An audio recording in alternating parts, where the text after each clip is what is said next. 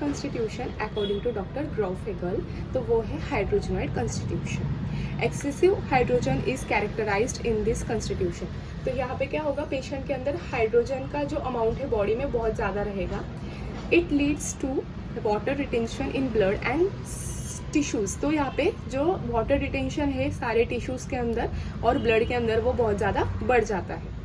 साइकोसिस of Hahnemann resembles this constitution. तो जैसे हम लोग जानते हैं कि 3 मायाजम होते हैं मोस्टली, सोरा, सिफिलिस और साइकोसिस। तो जो साइकोसिस मायाजम है हैनेमन सर के हिसाब से वो काफ़ी हद तक हाइड्रोजनॉइड कंस्टिट्यूशन को रिसेंबल करता है, या इन दोनों के जो भी सिम्टम्स है वो काफ़ी हद तक सेम होते हैं। लेकिन but not all the psychotic remedies are hydrogenoid type. लेकिन ऐसा ज़रूरी भी नहीं है कि हर एक जो भी साइकोटिक रेमेडी है वो हाइड्रोजनॉइड टाइप की ही हो।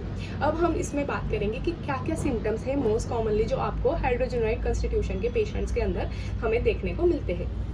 उसमें सबसे पहला है सिम्टम्स एग्रावेट्स बाय बाथिंग। तो उसके सिम्टम्स कब बढ़ जाते हैं, जब वो बाथिंग करता है, नहाने के बाद सारे सिम्टम्स बढ़ जाते हैं। दूसरा है कि सिम्टम्स और कब बढ़ते हैं, जब वो सी फूड खा लेता है या एक्वेटिक एनिमल्स, फिशेस, प्रॉन्स। तो जहाँ पे अगर वो सी फूड खा लेता है तो उसके सारे सिम्टम्स बढ़ जाते हैं, या एक्वेटिक एनिमल्स को अगर वो खाता है तो उसके सारे सिम्टम्स बढ़ जाते हैं। तीसरा है the vegetable which grow near the water और which have the high content of water aggravates the patient. तो अगर वो कोई वेजिटेबल खा लेता है जिसमें वाटर अमाउंट ज़्यादा है तो उसकी वजह से पेशेंट के सारे सिम्टम्स वर्स होने लगते हैं। इंपॉर्टेंट साइकोटिक मेडिसिन्स या remedies that resembles this constitution are natrum sulph, thuja, pulsatilla etcetera.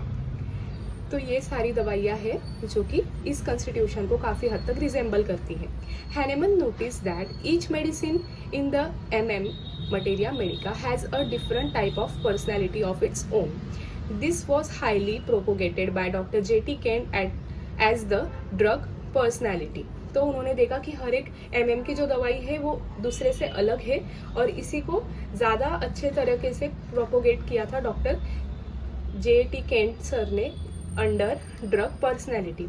This peculiar personality of each medicine is called the constitutional picture of drug in the homeopathic field. तो उसी को हम क्या बोलते हैं, constitutional picture of the drug in homeopathic field. इसके अलावा भी कुछ